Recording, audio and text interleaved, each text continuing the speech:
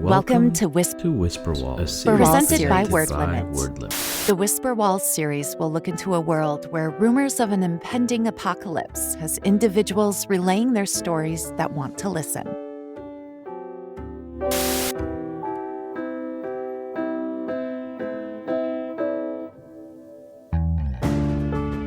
Our story, titled "But the Most Strange Thing About This Story is Why..."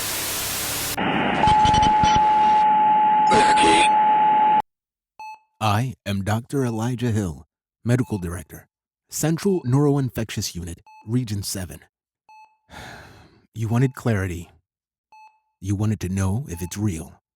So, here it is. Mind venom, or what we in the field call the cognivore virus, is very real. It's not a theory, not a test, and it doesn't care who you are. It started as whispers. Neurological disturbances in rural zones, dismissed as malnutrition or stress-induced psychosis. But then we saw the patterns, the memory degradation, the spinal collapse, the loss of identity itself. This is not just a virus. This is a dismantling of the self. What are the symptoms? They're subtle at first. That's what makes it cruel. You forget where you left your keys. You hesitate mid-sentence, unsure of the next word. You wake up, and for a moment, you forget your own name. We call it transient amnesia, then short-term memory decay. Now we just call it what it is, the beginning of the end. After that, the body joins the brain in unraveling. You get tremors, deep back pain, localized along the spine. The nervous system begins to misfire, seizures, loss of motor control. Eventually, the spine seizes entirely, and the body follows. By the time your heart and brain start shutting down, the patient isn't really with us anymore. What's left is a shell that breathes barely, a life unrecognizable to those who love them. Is it contagious? Yes, but not always. There's a window, what we call the lucid phase, early on, when the patient is walking, talking, and smiling, all while shedding a viral load that can slip through touch, breath, even the oils on their skin. What we do know? Once you're symptomatic, you have hours, not days. If you're lucky enough to make it to a hospital, we can delay the worst, possibly neutralize what is happening with, honestly, guesswork at this time. But there is no cure. Not here, not yet. But please still come to the hospital if you have the symptoms. They say other nations may have treatments, vaccines even. But our leaders refuse to negotiate, whether out of pride or fear. We're not being told. I lost my sister when this all started. We weren't close, but she went through a lot. My mother told me how rapidly it spread and how quickly she passed away. Her boyfriend told my mother how she was disoriented. She couldn't remember. I tried to go see her, but it was too late. I regret our past, so as this spreads, learn from my example. Remember to say I love you to your loved ones, or even those who aren't your loved ones, as I never got to say goodbye. But listen to me now. I'm not asking you to panic. I'm asking you to protect yourself in ways that don't cost your soul.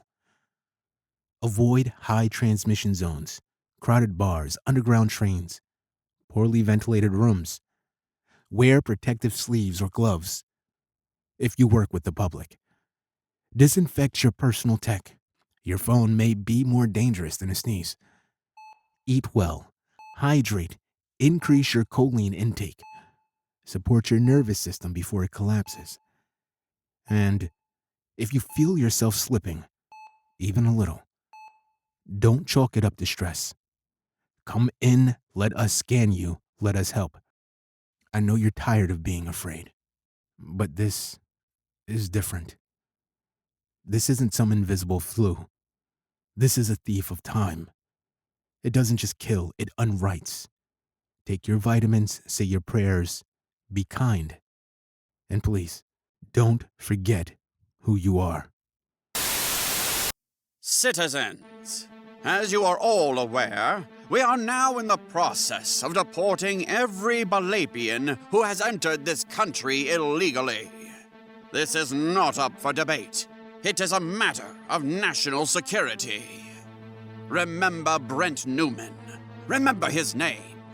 Remember how an innocent citizen was killed in a mugging by a radical, illegal Balapian named James Bush. To those who are here legally, we urge you to reconsider your stay. The situation is escalating.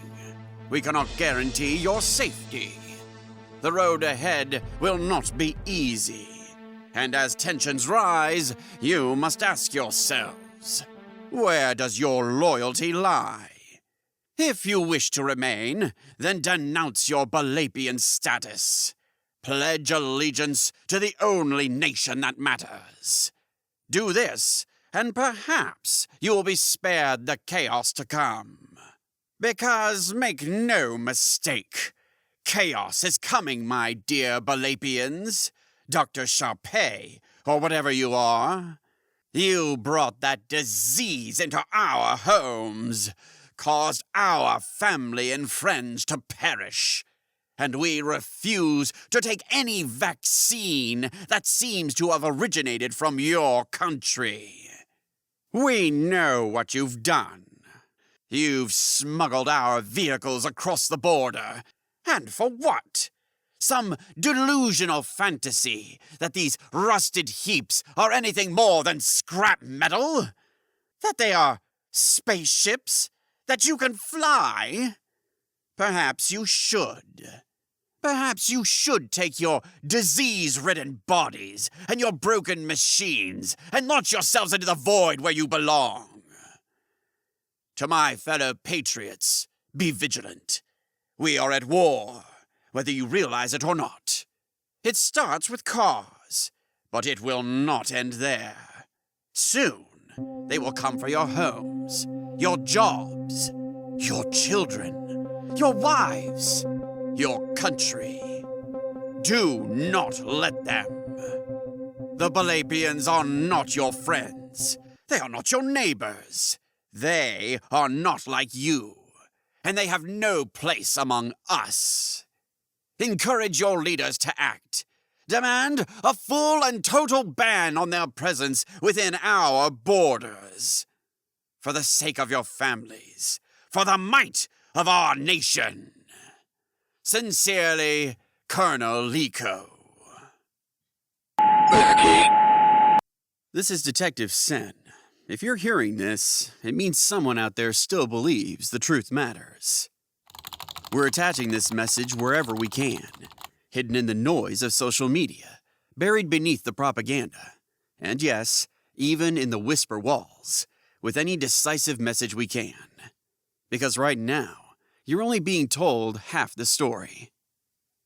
I want to speak to the story of James Bush and Brent Newman. Let me begin by saying, this wasn't a robbery. It wasn't a racially motivated incident. It was a tragedy. But to understand what happened between these individuals, you need context, not headlines. This incident took place at Midtown Fitness Club, a well-regarded facility. But the sauna inside that gym, it's been a source of tension for years. There's an electric heater sauna, and there are signs posted very clearly. Do not pour water on the rocks. Why? Because doing so shorts out the system. It causes weeks-long shutdowns, thousands in damage, and a lot of frustration among members. So the gym tried everything. They put up a fence around the heater. Members reached through it and poured water through it. Or better yet, tore it apart and poured again.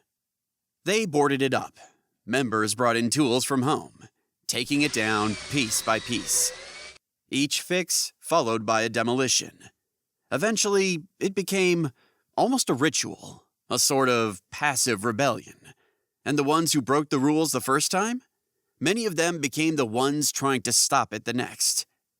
Over a full year, the sauna was only operational for 12 days. 12. On that 12th day, James Bush was in the sauna, sitting alone. Brent Newman walked in with a Gatorade bottle, full of water, ready to baptize the rocks. James himself had done this before. He'd been one of the water pourers. But he'd also learned from it. That day, he warned Brent not to do it. Brent didn't listen. James stood up. Another man in the room, an associate of Brent's, shoved James. In the chaos that followed, inside that small, confined, overheated space, James tussled with Brent, which led to Brent cracking his head on the edge of the bench. And Brent did not survive. James Bush has been taken into custody. He's facing charges appropriate to the act. The investigation is ongoing, but before the headlines twist it, before people label it something it wasn't, let's be clear. This wasn't a mugging. This wasn't prejudice.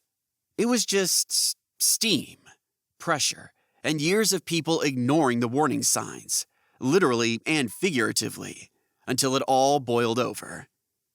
This was a confrontation. Escalated. Unnecessary. Tragic.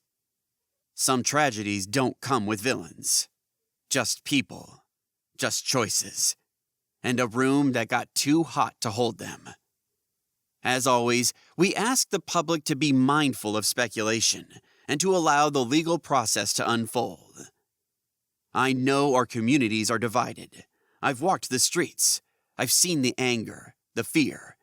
People shouting about Balapians stealing from us, while others whisper that they're being hunted.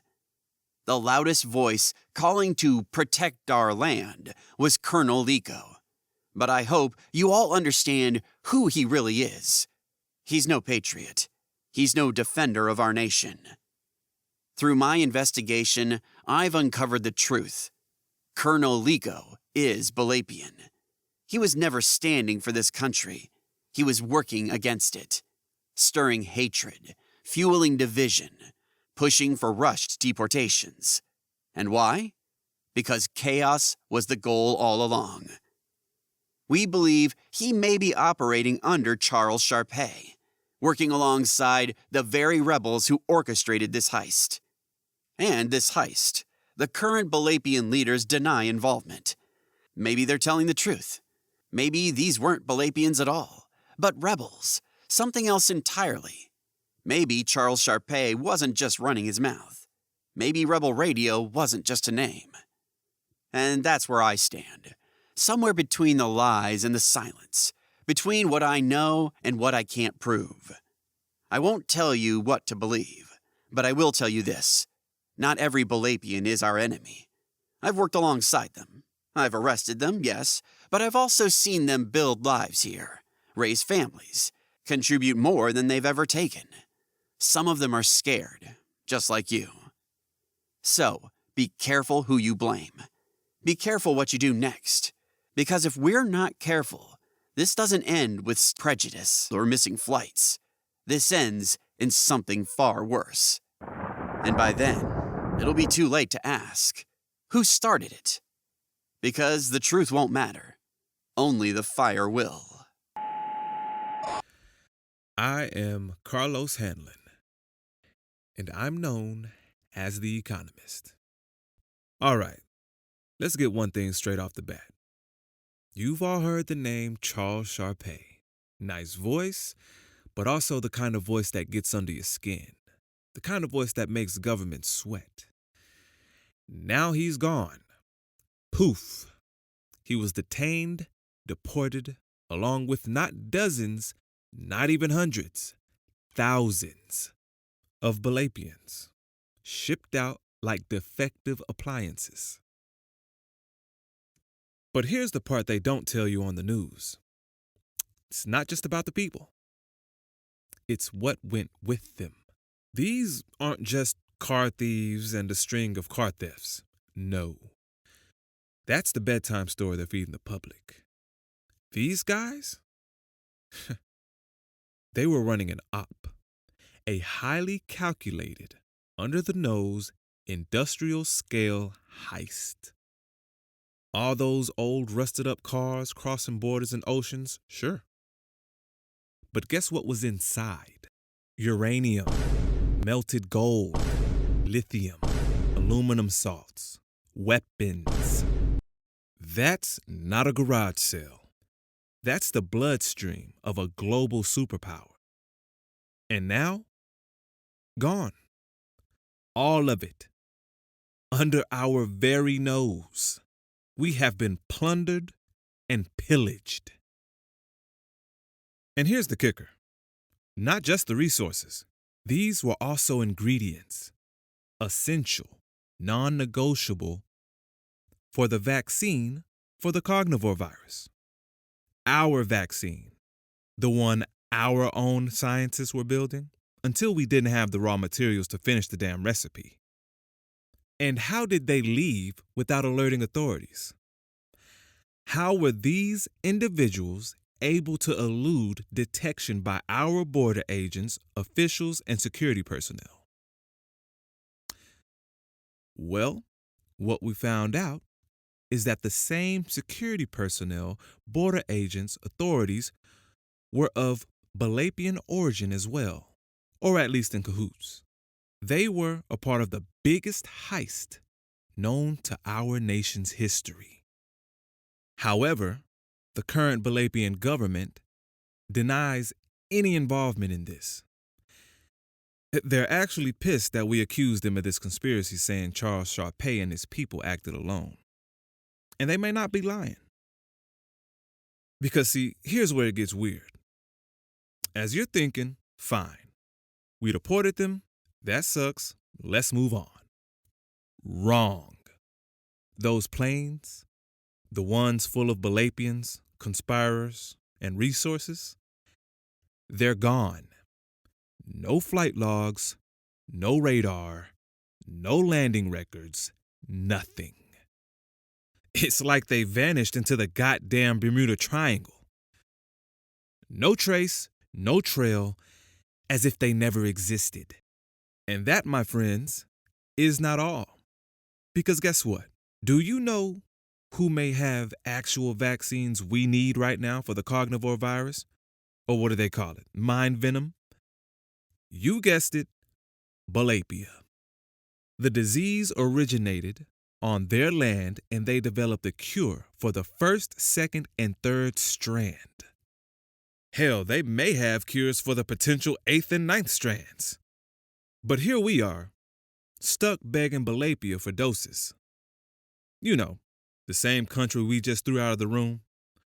The country our government swore was too unstable to partner with. The one we accused of conspiring to plunder our resources. Yeah, that one. And with that, our survival odds dropped. We're now sitting at a 6% projected survival rate over the next few years. Whew, that's down from 9% just a few months ago, baby. But hey, math was never politics' strong suit, right? It's not that big of a deal, right? I mean, it's not a big deal if only it doesn't translate to destroying the value of our freaking existence. Come on! But I also want to talk about what people are whispering about. Let's talk about Zocads. Yes, Zocads. The warm, fuzzy, homegrown corporation everyone's been blindly trusting because they gave us memory banking, smart pills, and a subscription service for grief. That Zocads, that spooning with our government. Now, I know, the current fashionable opinion is that they created the disease in some sketchy underground lab with brushed steel countertops and neon lighting, just to make their services essential. I'm not here to tell you that's true. I'm here to tell you it's worse. Think about it. You've got a memory-deteriorating disease ripping through the population. People can't remember birthdays, passwords, who they love, and Zocads conveniently offers a solution, a memory bank. Store your mind in their storage lockers, pay monthly, peace of mind. literally. And when they don't deliver a cure, they pivot. Escape pods. Yeah, literal pods. Off-world relocation. A fresh start on some moon or satellite with sustainable gravity and artisanal water pressure. You probably saw the PR stunt. Celebrities floating around like giggling toddlers in a luxury shuttle. Just a test, they said. Right. Like Gwyneth Paltrow casually takes test flights. No. That was a message. Get ready, get rich, get out. And here's the kicker. The poor, they'll sell everything. Their homes, their kidneys, their memories, just for a chance to sit in seat 99Z and maybe not die. And the rich, they call it a backup plan, another flex, another write-off, a casual apocalypse escape built into the trust fund. So what do we get? A company that could stop this just sitting there, watching it spread while they scale. You think that's just business? That's not just greed. That's philosophy. See, I don't think Zocads caused the disease. I think they welcomed it because their CEO, let's just call him the architect of doom, he wants this. Not in a comic book villain way, in a shareholder way. Controlled collapse, managed desperation.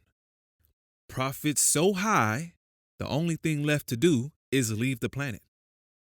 So listen, if you've got a brain cell still firing, if your memory hasn't been strip mined by subscription plans and trauma ads, if you've got one good eye left, make it your third one. Use it. Because when the sky fills with glowing pods and the streets are filled with people who sold their lives for a lottery ticket to space, ask yourself, what green grass will you find on your new home planet? And if you think this ends with a cure, it doesn't. It ends with who gets to remember it was all preventable. Hello, it's me, Dr. Charles Sharpe. Just wanted to check in. I am here. We are safe. We are all safe. We, the Balapian, and those you all call conspirers, are all safe. Now, I know, those may not be the words at the front of your mind. Safety feels like fiction these days. But if you can hear my words, then know this. We made it. I won't tell you where we are. I can't. And no, it's not space. But I understand many of you will be heading there soon. So, happy trails. Truly, I mean that. But before you go chasing the stars, allow me to offer a few parting thoughts. Wherever you land, on whatever moon or planet you choose to call your new home, remember to be human. Not in the biological sense, in the moral one. Be brothers and sisters to each other, regardless of country or color or creed. And if, just if, you happen to find others there, creatures who were there long before you arrived, remember how you treated those who came to your shores. So when they treat you like strangers, perhaps animals, when they call you invaders, when they strip you of dignity and call it order, remember to assimilate. Bow your head, eat the plate of scraps they serve you, and smile, because that's what you taught us to do. That's what you told us was right, isn't it? Forgive the tone. It's hard not to feel bitter. Because I've said these words before. I've asked you to be kind. You forgot. I thought there might be a cure. You ignored me, even when I said we may possess it. And now, it's too late, isn't it? Wouldn't you like to rewind, to start again? Maybe that's what we all need. Not an escape, not a reset, but a rewind. A chance to remember what mattered before it all slipped away. But don't worry, you will see us again. And I say this sincerely, when our paths cross once more, we will be there to help. We will do what's right. We will make the best decision for us all. Because that is what it means to be human. And we never stopped trying to be. Sincerely, Charles Sharpe, Doctor of the Mind. Thanks for listening. Please subscribe to our channel. For more stories and series, Follow us on X at Word Limit or Instagram at Word Limit Pod, or visit us at wordlimit.com, As where we we strive strive to connect and Never never Lose Your Attention.